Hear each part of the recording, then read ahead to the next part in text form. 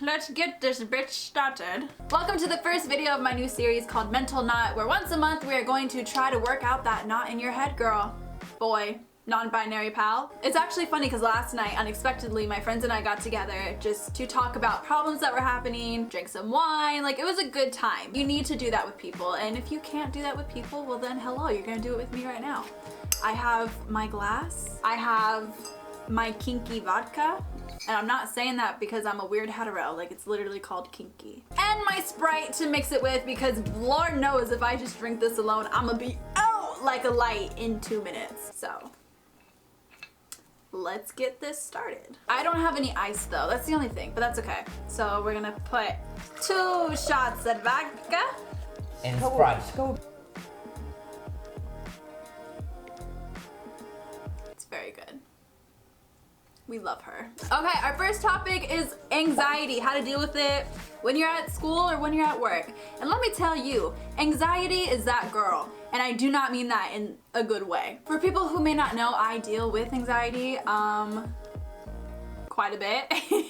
When it comes to anxiety, I actually made like a whole video about it. I don't remember if it's good or not, but I'm gonna tell you I made it and I'll link it and you can watch it later. But to just sum it up and put it hopefully in a quick 30 seconds, because who has the time? If you do have anxiety, you are not broken, you are totally okay. I know it sucks because having something that isn't right or isn't normal makes you feel weird, and talking about it to other people who don't understand it is the most terrifying thing in the entire world. So I'm telling you right now, if you have anxiety, I feel you, I understand, you're not weird, I got you. The best thing that I can tell you when it comes to anxiety is finding what works for you, what makes you better. For some people it's therapy, some people it's working out, just making sure you're eating right, some people it's medication, which is totally fine. I did medication for a year just until I could figure out my body and what works for me, and also figuring out what type of anxiety you have. Some people it's social anxiety, some people it's this, that, whatever it may be. Bottom line, if you're dealing with anxiety, it's gonna be okay. Next one, self-doubt, insecurities, whether it be with body images, your future, or your love life. I don't know why you guys are asking me this, because this is my biggest thing. Like, this is, oh girl, oh. Body images. I think that's normal just because social media is such a lie and gives off this like fake persona of life and what you should look like and what you should be doing, and this weird timeline. That's the thing that drives me crazy, is like, if you don't do this by a certain age, you're not buying a house or you're graduating college, whatever it may be, if you haven't done it by this certain age, you're a failure. What kind of thinking is that? I'm sorry. Was there like a manual that I should have grabbed when I was coming out of my mother's womb? Because I didn't get that. As long as you're doing you and you're bettering yourself, who cares when it happens? And then when it comes to love, honestly, girl, boy, non-binary pal, we are all on our own in that category, because I don't know.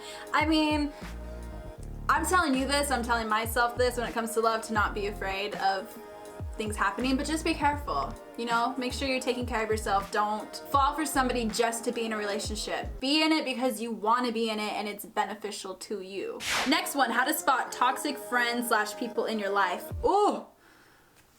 Oh God, do I know a little bit too much about this. So I had a friend, right, who I was friends with from like middle school up into high school. In high school, things changed. She started becoming friends with people who didn't think I was cool or didn't think that I was good enough to be in their friend group.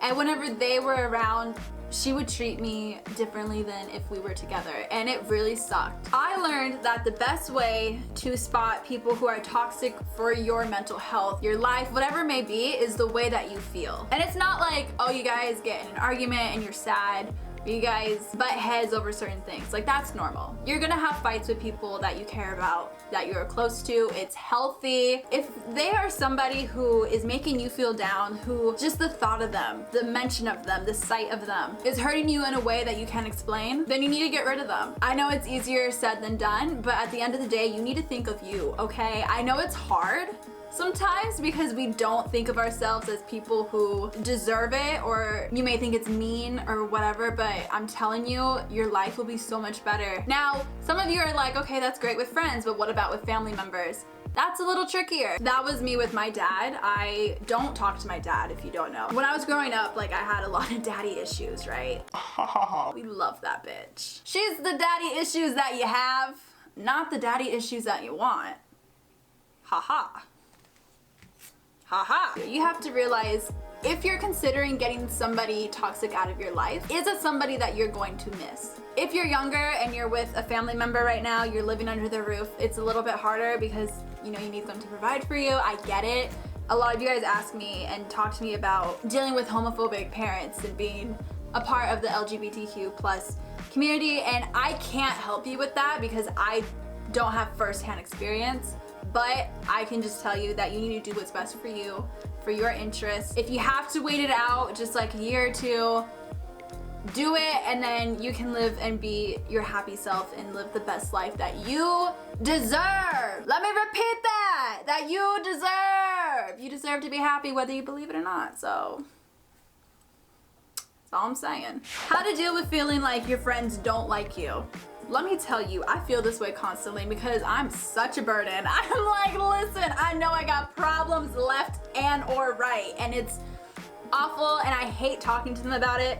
But if they're your true friends, let me tell you, they probably feel the same way because something's going on with one of my best friends, right? We're talking, whatever, and she's like, you know, I hate bringing this up. I feel like a burden, this and that. And I go, well, when I was going through my stuff with my auntie when she passed away, I hated talking about it because I felt like a burden.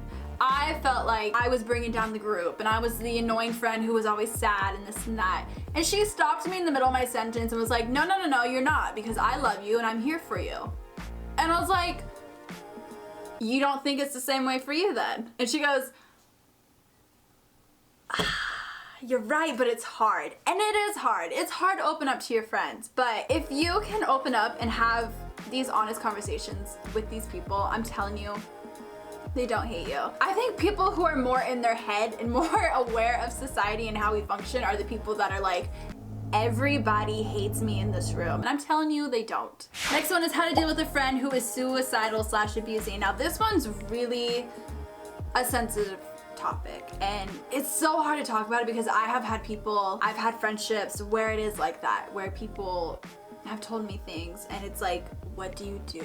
You know, because you don't want to lose their trust. You don't want to go and tell anybody, but at the same time, you have to think of their best interest. And their best interest, if they are like that, is getting them to get help. I don't think a lot of people realize that there's a lot of beneficial aspects of even just working out, of eating healthy, of just doing something that you really love with somebody that you trust. You have a friend that is feeling that way, find out what they like.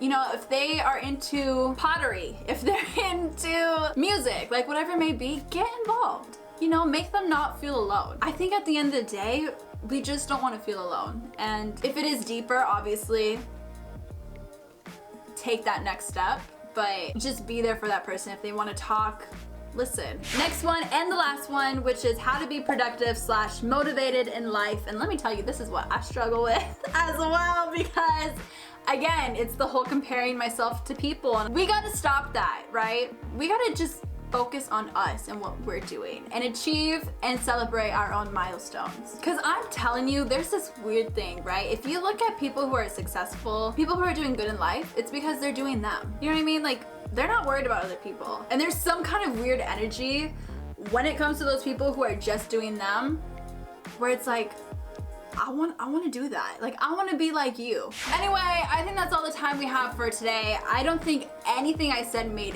any sense, but I'm hoping that just being together, having a drink, or half a drink, made you feel better. You gotta do what's best for you. So, clink. Cheers to that. Should I finish this? So I can be tipsy for the next like hour or so?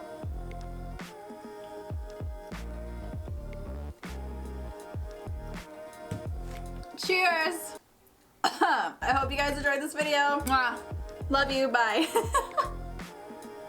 I'm gonna go throw up.